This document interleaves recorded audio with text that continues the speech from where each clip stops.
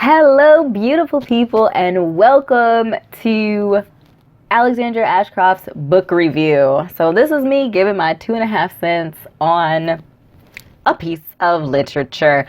Most likely a romance novel because I am indeed myself also a romance and erotic fiction author. I have tons of published content all over the place. Check out my website. I have a whole list of my content and where it's available for purchase. So places like Amazon, iBooks, Barnes & Noble, things like that in ebook format, and some of them also available in print format as well. Make sure to click like and subscribe on this video for more content, and follow me on Instagram for up-to-date stuff. I'm always on there posting stuff and retweeting. I just say retweeting as if it's Twitter. It's not.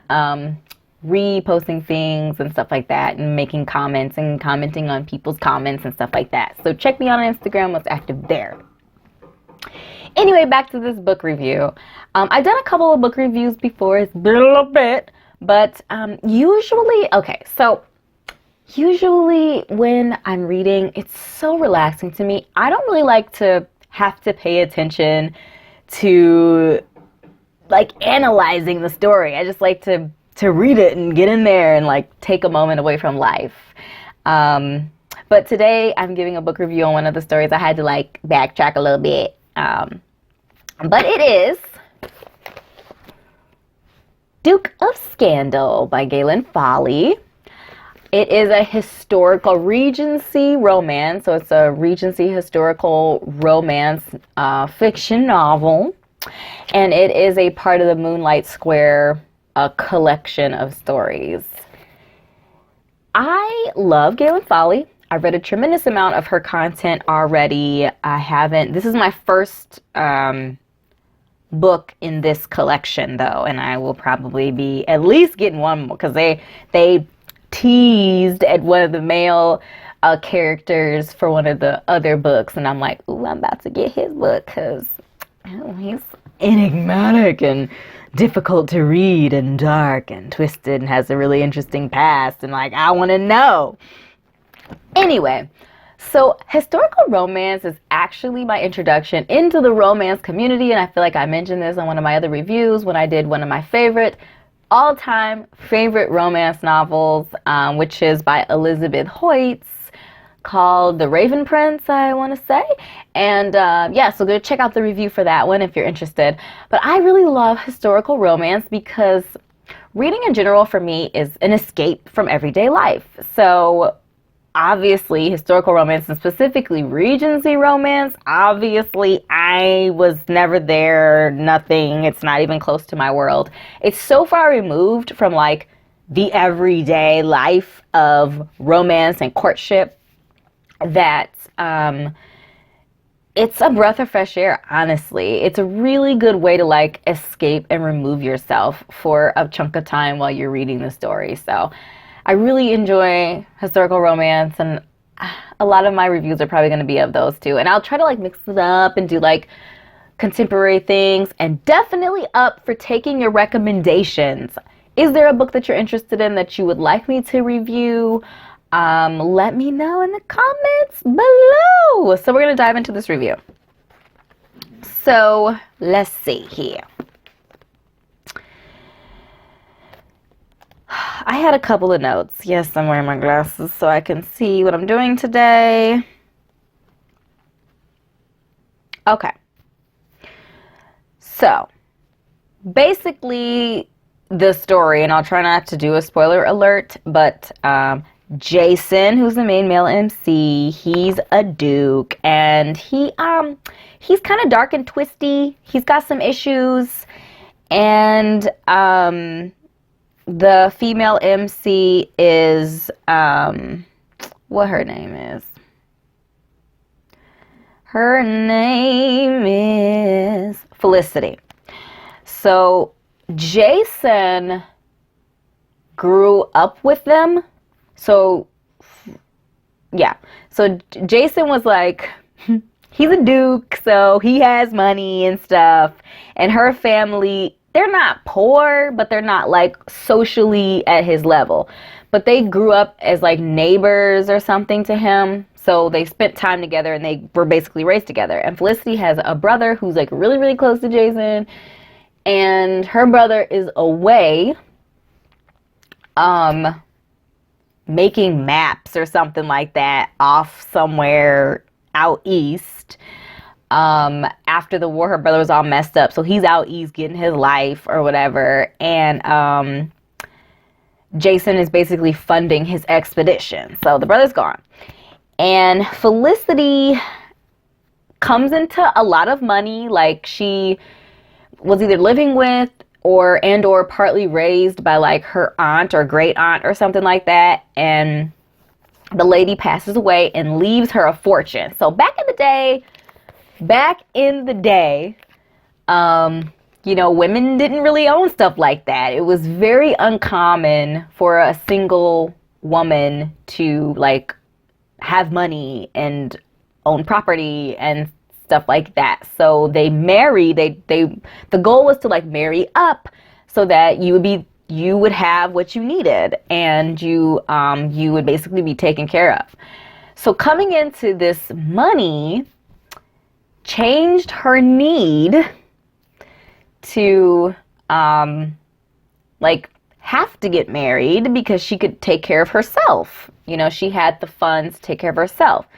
And so, like, she spent a lot of time and was kind of raised by her aunt who had her own money. I want to say that she got married and the dude died or something like that. So she just never remarried because she was like, why would I remarry when I have all of this money? I don't need to remarry. So, yeah, so Felicity comes to this money and she's like, I don't know what to do. And also, because she came into money, it also attracted the scummy guys who just wanted her for her money, right? So ideally, she would go to her brother and be like, brother, what should I do with all of this money? La la la la. And he would like help her invest it or whatever. But her brother's gone. So she goes to Jason, who she loved since she was younger, but obviously he didn't want to mess with her like that because he was friends with her brother and he like respected her brother, so he didn't want to like break her heart because, you know, he had went through some things and sowing wild oats and being crazy and stuff like that. He didn't want to like hurt her and or get on her brother's bad side because apparently her brother's a beast. So she goes to Jason for some help, and he agrees to help her and to like basically make sure that guys aren't gonna like take advantage of her, you know, like that sort of thing. We know that all sorts of shenanigans ensue because it wouldn't be a story if they didn't ensue. But anyways, in Hoodly-Doo, yeah. So basically through the whole story, Jason is really fighting against like the little devil on his shoulder because he is attracted to her and he has loved her as well for a long time. But like I mentioned, he's dark and twisty. He's got some issues. His dad was a total turd, so it really messed up his like childhood. And yeah, he's just dark, twisty. He's got some issues, so he's trying not to like taint her innocence and all this kind of other stuff. So he's trying to be on his best behavior, and she's, you know, tossing the carrot every once in a while. You know what I'm saying? She's showing some ankle and stuff, and like back in the day, showing some ankle, like that was a big deal back in the day. Like, it's just so funny. This is why I love historical romances, because I mean, any kind of skin, and these dudes just slobbering. There's a scene in this story where they are at a, where are they at? What is it called? A symphony? It was like a symphony or an opera, something like that, at another duke's house or something like that. This other duke family, this couple was like hosting this opera, and they're in attendance. Both of them are in attendance. Both Jason and Felicity are in attendance. And she's sitting across the way, he made sure to get seats so he had like a direct visual connection. And like he was talking about how she was like tapping her foot to the beat of the song and like her ankle was exposed. I love it so much. And he was just like drooling about her ankle that was exposed. So I just love it so much. It's my favorite. But anyway, so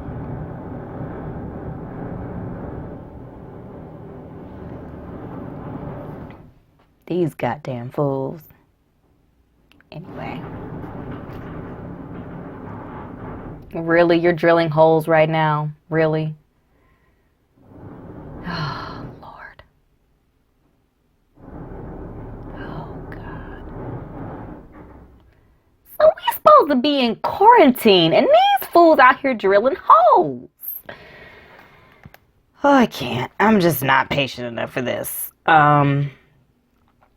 Okay, so one thing that I really loved about this story, and I feel like GAELYN Foley does a really, really, really good job character development anyway, but I really loved the character development and specifically Jason's development and progression over the story. So it actually starts out, he's like really depressed,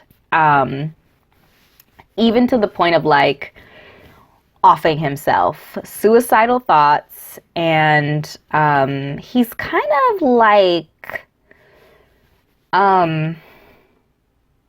he's like got all this money and prestige and stuff like that, but he like loathes himself. It's really, really unhealthy, the negative energy that he has towards himself. And again, it has to do with like the really bad relationship that he had with his father and stuff like that. So going from that in the beginning to him finally allowing himself to be loved by somebody and actually finding himself worthy, which is just so interesting because, he has money. So he's got money, he's got status, all these different things, but he doesn't have self-esteem. He doesn't have very good self-esteem, and he doesn't think he's worthy of somebody actually loving him. And so as we go through the story, and they go through their relationship, whatever, and we finally get to the end of the story, and he allows Felicity to love him, and he allows himself to love her and to have like a really true deep connection with somebody. It's like a profound thing, and it's the reason why I love romance novels in general, just because it tap dances on some really critical thoughts and topics that I feel like at some point in all of our lives we question these different things, like, are we worthy to have this? Are we do we deserve such and such, whatever that such and such is? And I feel like it's obviously deeply dramatized because it's fiction, but I feel like this idea, this thought of like worthiness and allowing someone to care about you and love you and being like, yeah, you know what? I deserve this love, and allowing it in and allowing it and nurturing it and not sabotaging it. So I'm trying to think if this is a spoiler or not. It might be. So I'm not going to talk about it, but because I don't want to spoil it for you. I think I want you to go out there and get it and read it and enjoy it. But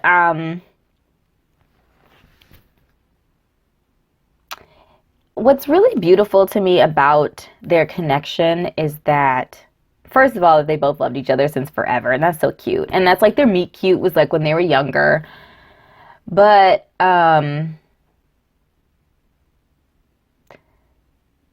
it's that Felicity, fully embraces and accepts him, flaws and all. And trust me when I say he's got some flaws.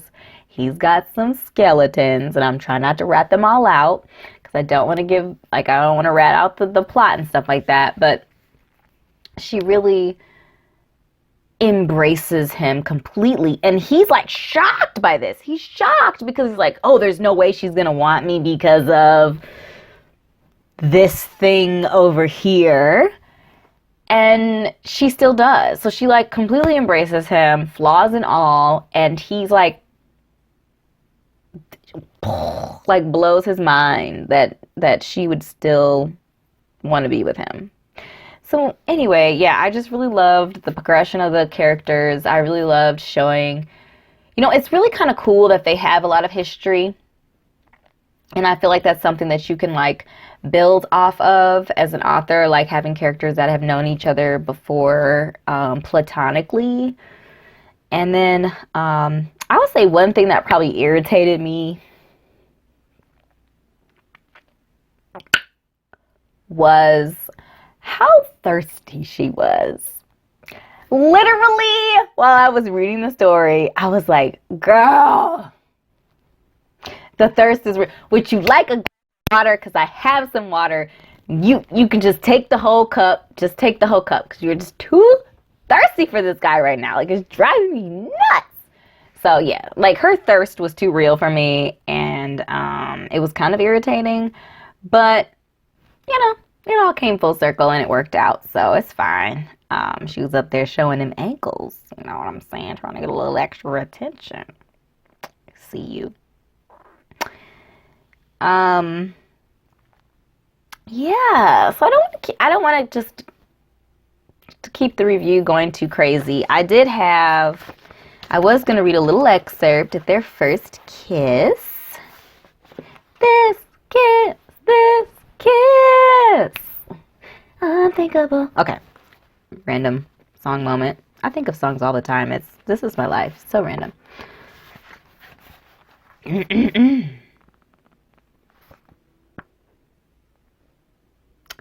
Yes. Oh boy, it's getting intense. Having only just saved the situation with a change of subject, namely some brash flirting to cover up her blunder of mentioning marriage to the consummate Raquel, Felicity barely dared move, treasuring the wild, fevered caress of his lips taking hers, at long last. When a person dreams of a thing for years, yearns for it with every inch of her body and every beat of her heart, it is easy to be overwhelmed when the moment finally comes to exquisite fruition. I don't even like kisses, and that was just, I like that. That was nice. That was cute. Anyway, I think this concludes my review of Duke of Scandal by GAELYN Foley. Make sure to check her out. I love her Regency romances. I want to say she also writes children's books under a different pen name. Yes, she does write children's books under a different pen name, and I haven't tried them yet. But she's an amazing author. Her prose and writing and word choice and sentence structure and everything, I just love the way her writing sounds. Especially for her Regency romance, it's just very rich and delicate and intimate, and I just love the way she writes. It's beautiful, and if you haven't checked out any of her content, make sure you do so. Thank you so much for joining me for this review. I appreciate you taking the time to hang out with me. Again, if you have any recommendations on books or authors that I should check out, make sure that you leave a comment in the description bar below. If you have read this book or read any other content by GAELYN, let me know also in the comments what the stories are and if you like them and what some of your favorite parts were of the book. Thanks again for hanging out with me, and I will see you next time. Bye.